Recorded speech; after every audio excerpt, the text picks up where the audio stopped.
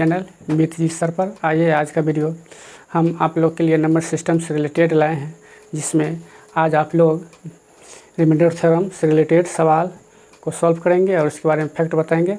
और इस फैक्ट जानने के बाद आपको रिमाइंडर थ्योरम से कोई भी सवाल आता है तो वह आपसे नहीं छूटेगा। तो चलिए स्टार्ट करते हैं। रिमाइंडर थ्योरम में सबसे जो फर्स्ट आपका जो थ्योरम है वह जो है फॉर्मेट थ्योरम है।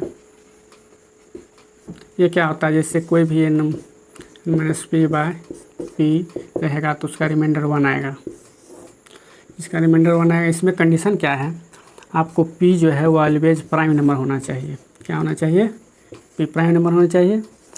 a एंड p आर क्या हुआ? को प्राइम होना चाहिए। को प्राइम होना चाहिए। तो को प्राइम कब होता है? जब आपका HCF किन्हीं दो संख्या का एक होता है तो आपका को प्राइम नंबर होगा। जैसे हम इससे सवाल ले लेते हैं, चलिए इसको सॉल्व मिटाते हैं। जैसे फर्स्ट सवाल हम लेते हैं, इसी से रिलेटेड है। जैसे हम ले लिए ये 25 हो गया, इसे पावर हम ले लिए कितना 22 बटा हम ले लिए 23। तो इसका रिमाइंडर क्या आएगा? देखिए 25 है तो 25 पावर 22 से 23 पावर -1 कर लेंगे, बटा में 23 कर लेंगे। कितना जाएगा? ये a हो गया, ये p हो गया और p -1 आ गया। तो इसका सीधे आ जाएगा कितना? रिमाइंडर 1 आ जाएगा। चलिए नेक्स्ट एक और ले लेते हैं। जैसे हम ले लिए 72 पावर ले लिए हम 102 बटा हम यहाँ ले लेंगे 103 ले लेते हैं। तो इसको किस प्रकार लिख सकते हैं? 72 हो गया, 102 है तो 103 -1 कर लेंगे, बटा में 103 कर लेंगे। नहीं तो इसका भी रिमाइंडर 1 आ जाएगा। चलिए नेक्स्ट इसको मिटाते हैं। नेक्स्ट इसी पर हम अगला सवाल लेते हैं। जैसे एक सवाल हम इसमें लिखे हुए हैं, जैसे ले लीजिए 3 पावर 21 बटा है आपका 5। तो इसको हम कैसे सॉल्व करेंगे देख लीजिए। हमको इस पर पावर जो है लाना है कितना ही है? 5 है तो 5 पावर 1 -1 करेंगे लाना है। तो यहाँ 5 है तो इसमें हम एक पावर कम करेंगे, कितना जाएगा 4। तो कैसे लेंगे? तो 25 में हम 4 से डिवाइड करेंगे, कितना 5 टाइम्स लग गया 20 हो गया, रिमाइंडर 1 आ गया। तो इसको आप लिख सकते हैं 3 पावर ये 4 और होल पावर 5, रिमाइंडर 1 है तो 3 पर पावर 1 ले लेंगे, क्योंकि 5 चौक 20 और 1 21 आ जाएगा, क्योंकि गुणाम पावर जुड़ता है। बटा में ये 5 आ गया। देख लीजिए अब यहाँ से लेकर यहाँ तक इस सब का वैल्यू कितना आ जाएगा? 1 आ जाएगा और 3 पावर 1 है तो 1 हो गया। 1 × 3 करेंगे तो आ जाएगा ये पावर 3 आ गया, रिमाइंडर आपका 3 आ जाएगा। चलिए इसी से रिलेटेड एक नेक्स्ट सवाल लेते हैं। जैसे नेक्स्ट सवाल हम ले लिए, सवाल जो है जिससे हम ले लिए 72 पर पावर 85 है बटा 29 है। देख लीजिए इस पर कितना है? 85 है, ये 29 है। तो इस पर क्या एक पावर एक कम कर लेना है। तो 29 में एक कम करेंगे तो कितना हो जाएगा? 28। अब 28 से हम क्या करेंगे? 85 में भाग करना है। तो कितना लगेगा?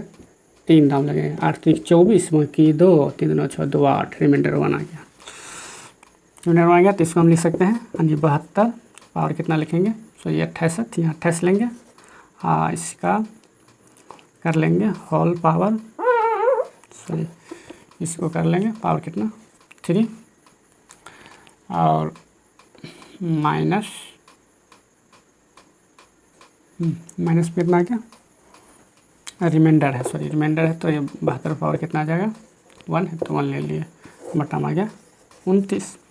अब देख लीजिए यहाँ से ये पूरा थ्योरम के अनुसार कितना आ जाएगा? 1 आ जाएगा और 1 गुना करेंगे 72 तो आ गया इसका 72 हम देंगे 29 से भाग, तो 29 गुना 3 करेंगे तो कितना 87, कितना जाता है 87। जैसे 2 दाम लगेंगे तो 2 दाम लगाते हैं तो 58, 5 पर 8 58 4 14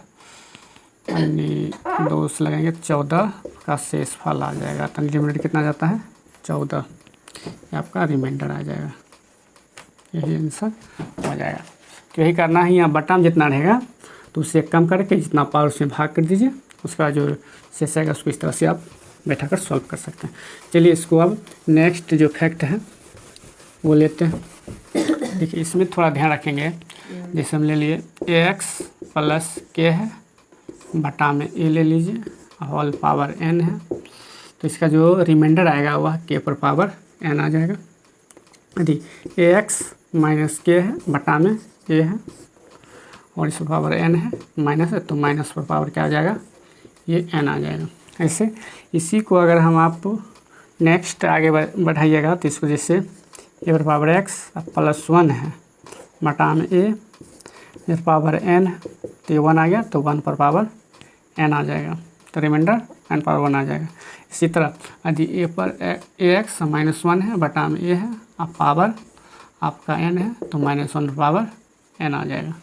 ये आपका रिमाइंडर बचता है। इसमें ध्यान रखेंगे जो -1 आपका कभी भी रिमाइंडर माइनस में नहीं होता है।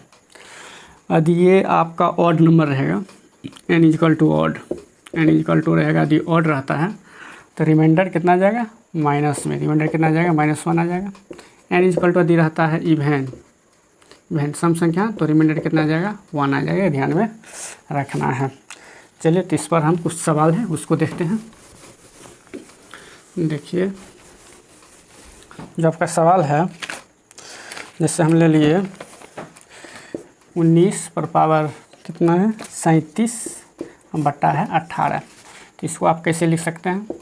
तो 19 है तो 19 को हम लिख सकते हैं 18 प्लस 1 19 आ जाएगा, और होल पावर कितना है 37 बटा में 18 आ गया, तो कितना आ जाएगा, यानी ये आ जाएगा 1 पर पावर 37, 1 पावर 37 मतलब 1 आ जाएगा। इसी तरह एक हम ले लेते हैं नेक्स्ट, जैसे ले 95 पर पावर 95 बटा में है कितना ले लिए, 32 ले लिए। चलिए तो इसमें क्या करना है, जैसे 95 है, ये 32 है, तो 32 से इसमें डिवाइड करेंगे। क्या करना है, हमको डिवाइड करना है, यानी 95 में भाग देंगे 32 से, कितना दाम लगेगा, 3 टाइम्स लगेगा, 3 दूना 6 और 3 3 9 96 आ रहा है नहीं, तो इसको आप लिख सकते हैं 3 इंटू 32 96 हो गया, 96 में घटाएंगे तो 95 बटा में आ जाएगा आपका 32, आपको ये पर पावर कितना है 95 है, तो आ गया -1 पर पावर आ जाएगा 95, तो आ जाएगा -1, तो -1 रिमाइंडर आया। आप जानते हैं कि कभी भी जो रिमाइंडर होता है शेषफल वह माइनस में नहीं होता है। हम 32 से भाग दे रहे हैं, इसमें क्या करना है 32 जोड़ देंगे, तो 1 में 32 जोड़ेंगे तो कितना आ जाएगा आपका 31, यही आपका आंसर आ जाएगा। तो ध्यान में रखना है कभी भी आपका जो होता है वह रिमाइंडर माइनस में नहीं आएगा। माइनस में आ रहा है तो जितना से हम भाग दे रहे हैं उसको उसमें क्या करना है, ऐड कर देंगे, तो जो आएगा प्लस में वही आपका रिमाइंडर आ जाएगा। चलिए तो हो गया सेकंड। इसका जो तीसरा फैक्ट है वो ध्यान रखेंगे, उसके बाद इससे कोई भी सवाल आपको छूटने वाला नहीं है। तीसरा फैक्ट क्या है, नंबर 3 फैक्ट, देखिए इसमें कुछ ध्यान रखना है। जैसे a पर पावर n माइनस b पर पावर n इक्वल टू, यह जो होगा a माइनस बी से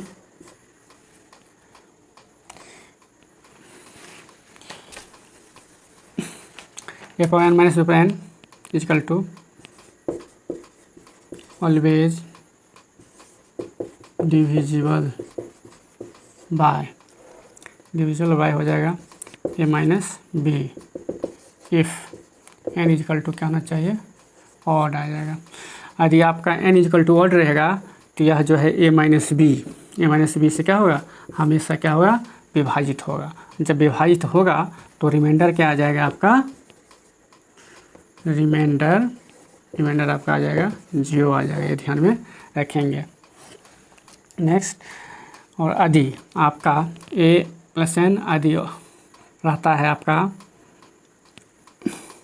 divide by a plus B and a minus B, if A equal to odd, यहाँ इसको इवन कर लेते हैं, इवन।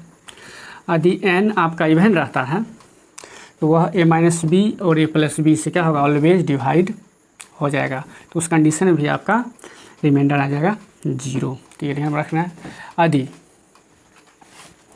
आपका a पर power n plus b power n always divisible by a plus B if a equal to odd, n equal to odd, ये ध्यान रखना।